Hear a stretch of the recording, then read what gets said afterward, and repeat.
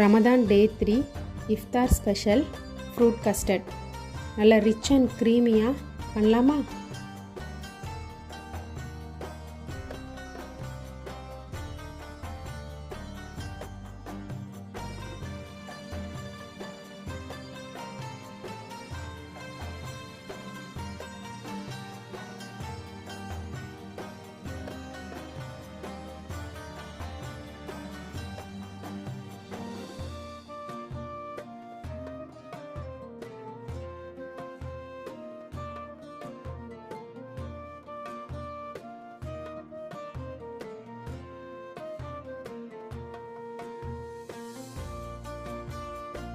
சூப்பரான rich and க்ரீமியான fruit custard ready ஆகிடுச்சு.